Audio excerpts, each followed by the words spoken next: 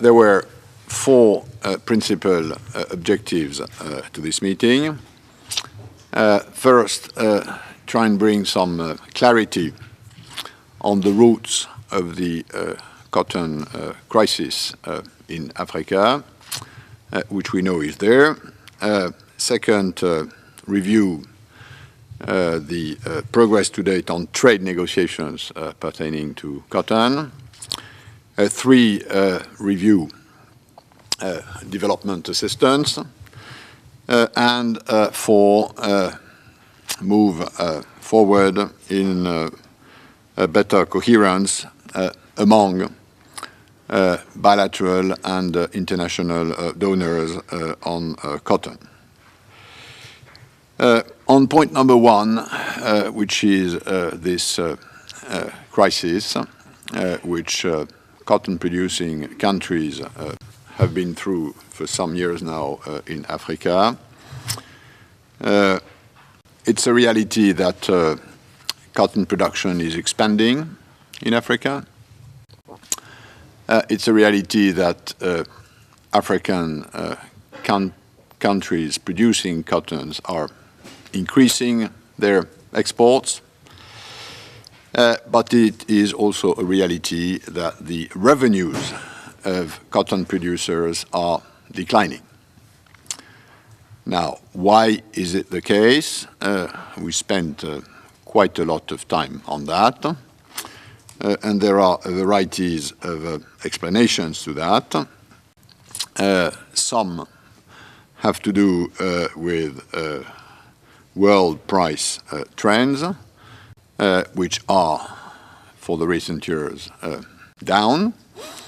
That stems, according to some, from a huge increase in productivity, in production, notably as a result of improvements in technology.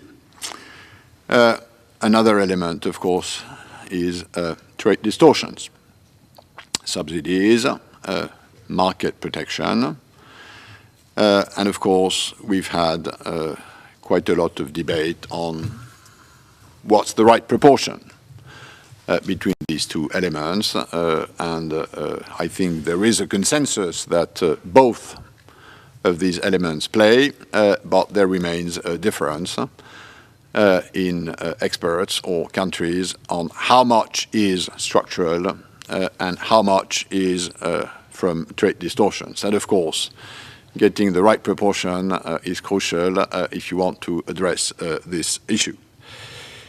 But what's for certain is that these two elements are there and they both need to be addressed. Hence, the side of this which has to do with trade. Crawford Falconer briefed the conference on the state of play in the trade negotiations, which we know are part of the agricultural negotiation. We know that progress was made in Hong Kong on two parts of this, which is export subsidies and market access, and this remains on the table, as remains on the table other improvements since the negotiation started. But we also know that as far as domestic subsidies are concerned, the fate of cotton subsidies is linked to the fate of this side of the negotiation. And of course, we all know that we are at a critical time and that a breakthrough in the coming terms would have heavy consequences on cotton, and that an absence of agreement would also have important consequences for cotton. On development assistance, we've, since 2004, collected data from donors and recipients to assess more clearly the state of play on disbursements and commitments. We've compiled a table which is available and we've been working hard on how can we improve this presentation, and we've taken a number of decisions, notably in the direction of making it clearer what's specifically available for cotton as opposed to other programs which are of a more general nature, which cotton producers or cotton industry can benefit from, but together with others. And on this, we have, I think, a much clearer view of what's to be done.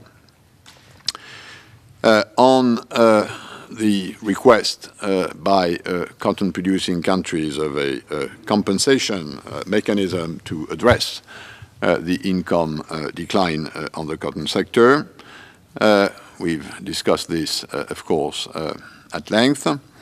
And what I got and I repercuted in my conclusions was that there is a strong preference for market-based solutions, risk assessment and risk cover solutions, and we've explored a number of avenues according to which such a mechanism could work.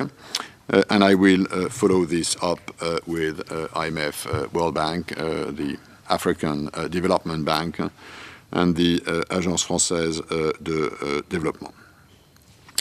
On coherence, we had quite a number of multilateral agencies, UNCTAD, UNIDO, IMF, World Bank, and I think this meeting was helpful to move forward this coherence question, which, of course, not only has to be within the organizations, but also grounded in countries themselves.